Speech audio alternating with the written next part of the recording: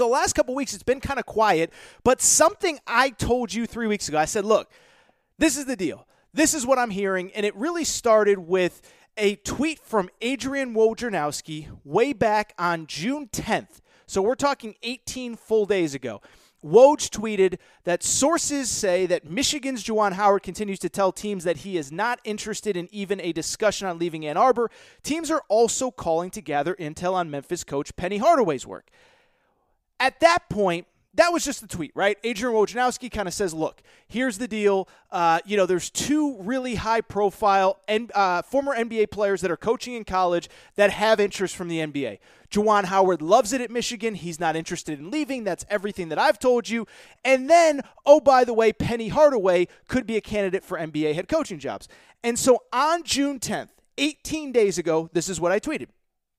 I had been told by someone I trust that Penny Hardaway could be a candidate with the Orlando Magic. Not surprising, given his ties.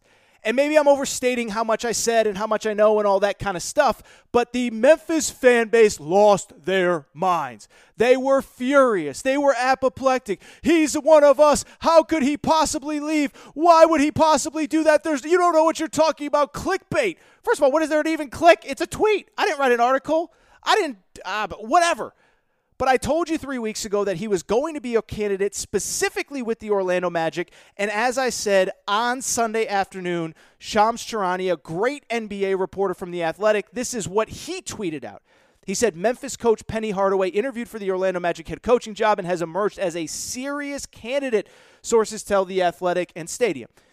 And so what I want to do now is kind of just peel back the layers and kind of get into, again, what I know, what I have heard, what it means for the college basketball side, the NBA side, all that stuff. And what I want to do is kind of break it down in a couple different directions, okay? The first thing is, I think there's probably two questions that most of you are asking. One, why would the NBA be interested in Penny Hardaway? Two, why would Penny Hardaway be interested in the NBA? After that, I will talk about what this means for Memphis and what it means for Jalen Duren, the number one high school player in America. But as I said, as it pertains to this pending decision for Penny Hardaway, if he is a serious candidate and if he is offered the job, what it comes down to is what I told you a few weeks ago. College basketball coaching carousel is done. We had a million coaching changes, North Carolina, Indiana, Arizona, whatever. But the NBA coaching carousel is just heating up. And no different than college basketball, there are a number of different variables that go into deciding who is going to be the next head coach of your organization. And every organization that's making these decisions kind of has a different idea of what the perfect candidate looks like. The Portland Trail Blazers, for example, are doing everything they can to keep Damian Lillard and keep him happy. Probably want a veteran coach, somebody with experience, somebody with NBA ties that has played the game, that has coached, whatever. Damian Lillard was clearly interested in Jason Kidd. He goes to the Dallas Mavericks. They end up apparently with Chauncey Billups, although there's a report out now that maybe Damian Lillard isn't happy with that. So the Portland Trail Blazers are looking for a head coach, right? The Dallas Mavericks, a younger team. They're looking for a young guy to build with Luka Doncic. They go with Jason Kidd. Every organization is looking for something slightly different. And the reason that the Orlando Magic, for Penny Hardaway specifically, made sense is for two specific reasons. The first one, it goes without saying, he is a franchise icon. You can sell that press conference. You can sell one of the great players, if not the second greatest player in the history of our franchise behind his former teammate Shaquille O'Neal. That guy is coming back to coach the team. But that's not really why he's the best possible candidate, but instead the best possible candidate, the reason being is this, is that the Orlando Magic are in the middle of, or really at the beginning, I should say, of another massive rebuild. They started rebuilding 5-6 years ago, whatever, post Dwight Howard, whenever he left. It hasn't worked out. They drafted a bunch of guys that basically didn't work. Mo Bamba. They just traded Aaron Gordon, Jonathan Isaac, on and on and on and on and on. And this offseason, they finally said, like, look, it's over. We're starting from scratch. We're going super young. And for people who don't know the Orlando Magic roster, Cole Anthony is on the roster. RJ Hampton is on the roster. They have 2 top 10 picks. And so the idea behind going after somebody like Penny Hardaway is that, hey, let's get a young coach that can grow with these guys.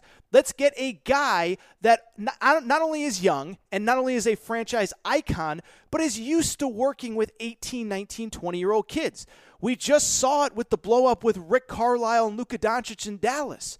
The old guy trying to mesh with the young superstar, that doesn't work. So let's go get not only a franchise icon, but a guy that can come in, understands what it's like to work with players that are super young, understands in theory how to develop them. I know he hasn't been great at Memphis, which we're going to talk about in a minute.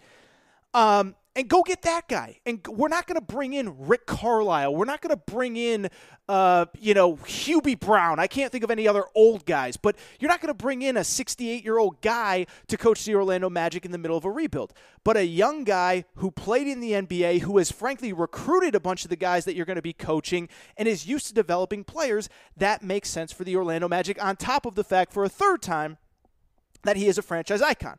Now, on the flip side, the second question you may be asking, but why would Penny Hardaway want to leave Memphis? He's a Memphis icon. Why would he want to go to the NBA? Most NBA guys, and this is no disrespect to Penny Hardaway, most NBA guys get fired after 3, 4, 5 years. If he just does what he said he was going to do at Memphis, he could be there for 25 years if he wants them. Well, the bottom line is a couple things. One, he has not done what he said he was going to do at Memphis. It has been largely, I think you could argue, I don't think it's even a debate, a disappointment. We are now 3 years into the Penny Hardaway experience. Here is what his resume is. Year one, when he mostly had Tubby Smith's players, he goes 22-14, makes the NIT. Year two, that was the year of the famed number one recruiting class in the country. James Wiseman was on that team, Boogie Ellis, Precious Achiuwa, Lester Quinones, on and on and on and on and on. 21-10. The NCAA tournament is canceled because of COVID, but mostly Memphis was not making the tournament really unless they won the AAC conference tournament. They were not in position to make it. This past season, I will say in defense of Penny Hardaway, by the end of the year, they were probably one of the 68 best teams in the country.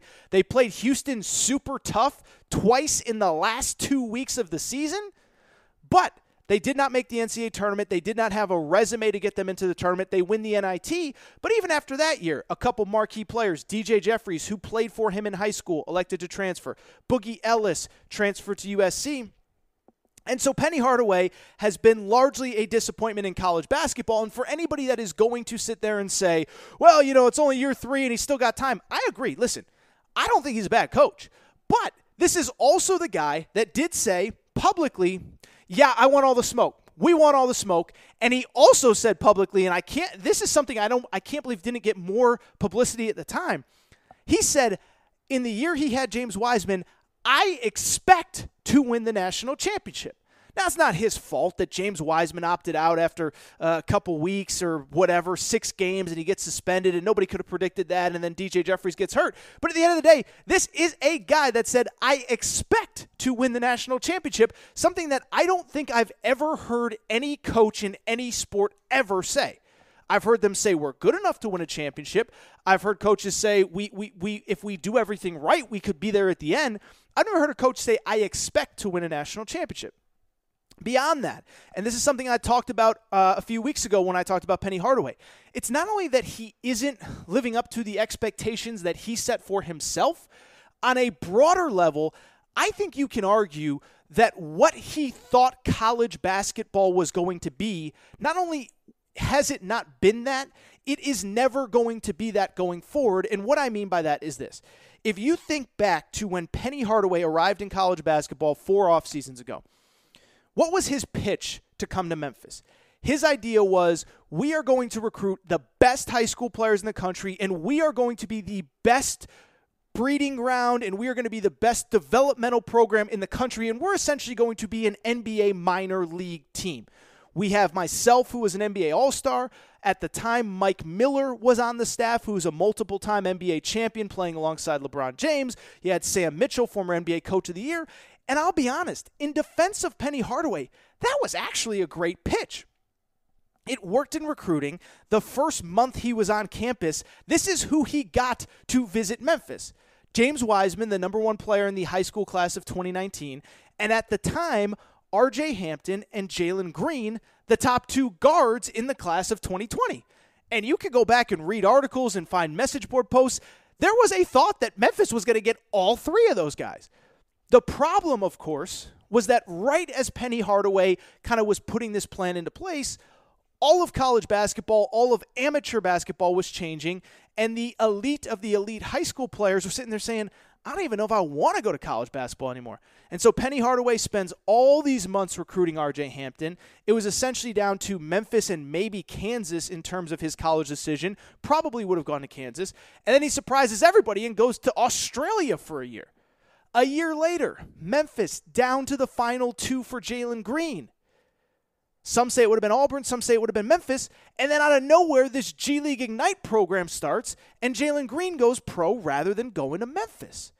I'm not saying it's Penny Hardaway's fault, but I would also say he clearly wasn't happy because, again, you can go find these quotes. When this G League program was first implemented, the most outspoken college coach was Penny Hardaway. He basically said, look, they set up this program for kids that didn't want to go to college. Now they're recruiting kids that are committed to colleges or about to commit to colleges. And what he was basically saying was, I spent 2 years recruiting Jalen Green. He was going to come here, and then you guys swoop in at the last minute. That's not how this program was supposed to work. And so why it pertains to this Orlando Magic job is because I think Penny Hardaway is kind of just looking around saying, like, dude, if this is how it's going to be, if I can't even recruit the best high school players, if I have to deal with all this crap, I have to recruit them, and then a week before they're supposed to come to campus, they end up going pro. Like, what am I even doing? Why don't I just, if I'm going to deal with basically agents and recruiting and all this weird stuff, forget the recruiting part. I'll just go to the NBA and work with these guys there.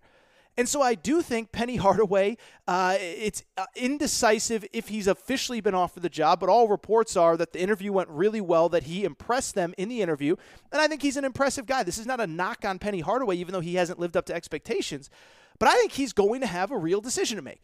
Doesn't mean that I 100% think that he's leaving Memphis, but I'll be honest. You read the report from Shams, it sounds to me like he's really seriously considering it. And it's ironic, it's funny, whatever you want to say. But when all this came out, I guess some Memphis reporter kind of cornered him at a charity event or something. He said, oh, no, I'm not interested. I'm very flattered, but I can see.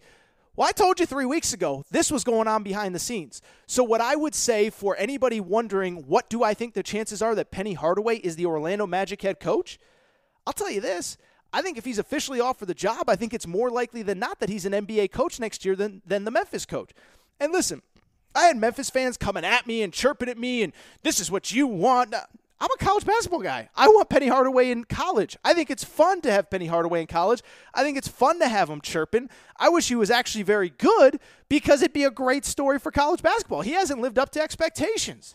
As I said all year, Juwan Howard is what we thought Penny Hardaway was going to be. Young, fun, aggressive, great recruiter, loves his alma mater. Like, Juwan Howard has become what we thought Penny Hardaway was going to be. And so I hope Penny Hardaway stays, but if you're asking me right now, if he officially gets offered the job, I just look at the time frame of it all. I heard 3 weeks ago that he was a candidate. He denied it 3 weeks ago. So if 3 weeks later he's interviewing for the job, there is very clearly interest that has not been discussed, and because of it, I would say it's more likely than not that if he is offered the job, he becomes the Memphis head coach next year. As we begin to wrap, a couple quick things that are very relevant to this conversation. The first one, what does it mean for Memphis? Oh my goodness, I have no idea what it means for Memphis, because what you have to think about is this. Who the heck are you going to hire in July to come take over at Memphis when I should mention, by the way, they are still in the middle of an NCAA violations case with the IARP or whatever because of what Penny Hardaway did years ago in his recruitment of James Wiseman back when James Wiseman was in high school. So now you're asking a coach to not only leave where he's at in July, but come to a program that could have potential NCAA rules violations. It's going to be fascinating to see. Now, I did have somebody on, I did actually an Instagram Live, and somebody did mention to me, what about the idea of Damon Stoudemire, who, oh, by the way, is a friend of the Aaron Torres Sports Podcast, no big deal.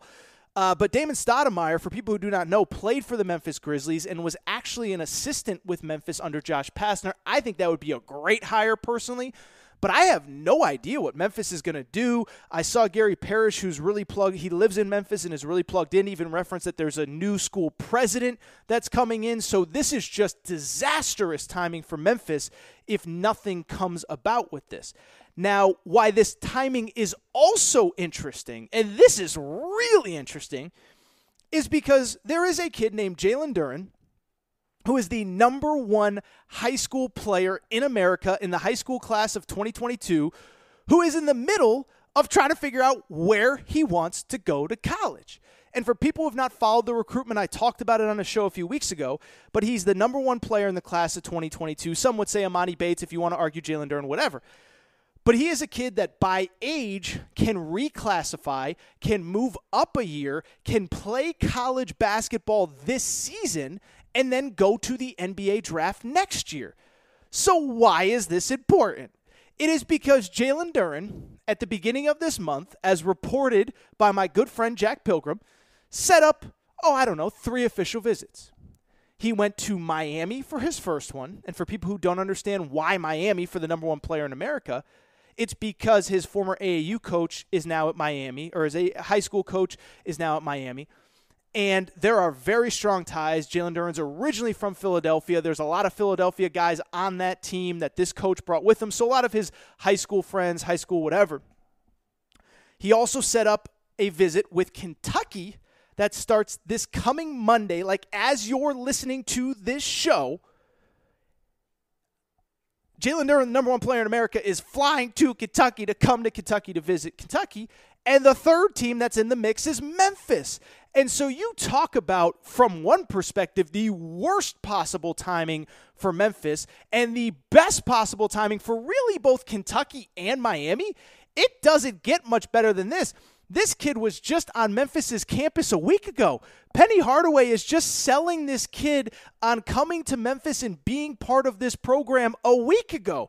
And now this kid logs onto Twitter. He's probably in the gym. He gets a DM. He gets a text. He gets a call that Penny Hardaway might leave for the Orlando Magic. So this is a worst-case scenario for Memphis, who, of course, if you get the kid to campus, you have a legitimate shot with him. It's also a best-case scenario for Miami and Kentucky. Now, I'll talk about the Miami element in a minute. But Kentucky, you talk about fortuitous, almost perfect timing. It does not get better than this. And it doesn't get better than this not just because Jalen Duren, not just because Penny Hardaway. It's been a wild week in the state of Kentucky because last week, name, image, likeness laws officially went into effect in the state of Kentucky. On top of that, they are getting this kid on campus this week while Penny Hardaway is interviewing for NBA jobs. And it's like, oh my God, the skies have opened in Lexington because now within the span of a week, you get the number one recruit in America on your campus. That's always good. On top of that, state legislatures, law now says, oh, by the way, you can now pay this kid above board, and we'll see what name, image, likeness means and what it actually goes into effect. But, hey, if this kid, even if it's as simple as he wants to create T-shirts with his name on it, he wants to do autograph signings, he wants to run a summer camp, whatever, he can get paid above board because of the name, image, likeness laws that I've spent so much time talking about on this podcast. And your number one competition potentially with Penny Hardaway is now interviewing for other jobs. Now, I will say for the Kentucky fans listening, it is worth noting, I've heard that there is actually a legitimate chance that Miami might be the front runner right now. Now, keep in mind, I'm recording this on Sunday before his official visit starts, but I bring this up to very simply say that Miami is a real player in this. And again, we'll see what happens after the Kentucky visit, but Miami, as I said, his former AAU coach is there. He has a bunch of high school and AAU teammates from the area there. And finally, maybe most importantly, part of this is about Kentucky too. Kentucky's got a loaded team and a loaded roster for next season, including really 3 power forwards on their roster. Keon Brooks, a junior returnee, Oscar Shibwe, who is a transfer from West Virginia, and Lance Ware, who played last year on the team. And so I bring it up to say that I think part of Miami's pitch, honestly, was, hey, we had our starting power forward transferred out this year. We have no one to play your minutes. Come here. We have actually a pretty decent team. The one thing we're missing is that true just monster down low to throw the ball to get us 20 and 10. Come be that guy. Kentucky, on the other hand, they can sell a lot of things. They can sell the name, image, likeness element, the fact that probably no one will benefit more from name, image, likeness than Kentucky basketball players. They can sell, hey, we have a chance to win a national championship next year, especially with you on the roster, but I do think their kind of roster makeup is going to hurt them. And one thing for Kentucky fans to consider, I just told you, Jack Pilgrim, he's a freaking superstar in this business. But Jack Pilgrim talked to Jalen Duren at Pango's camp, which I was at as well, and Jalen Duren basically said, look, the name, image, likeness stuff is good, and to be honest, he didn't say this, but I'm saying it, Kentucky is going to have the best pitch for name, image, likeness, but on the flip side, what I would also say is the opposite could be true as well. Jalen Duren said, this decision is not going to be about money. This decision is going to be about what sets me up for the next 20 years of my basketball career. Now, I would personally argue, sorry if there's any Miami fans listening, go to Kentucky, play against great competition every day. Even if you don't score as much, rebound as much, play as much, the stage of Kentucky, the competition of Kentucky is going to better prepare you than going to Miami. But if it really isn't about the money, and oh, by the way, we know Miami can come up with money if they need to. Google Nevin Shapiro if you don't know what I'm talking about. I do think if you go to Miami, you're in the ACC, you're playing against Duke, you're playing against North Carolina. You yourself turn Miami into a marquee attraction. But then on top of that, what I would also say is, again, that, money isn't going to be a factor and playing time might be. So it is a loaded, complicated, nuanced deal. But my goodness, this Penny Hardaway story. How about Penny Hardaway out of the heavens coming to us as we talk about just a story just completely out of nowhere, as Penny Hardaway could potentially be going to the NBA. I will continue to cover this story as time goes on, and we will continue to talk about it as we get more details. But the combination of him going to the NBA, what it could mean for Memphis, what it could mean for Jalen Duren, just absolutely unbelievable.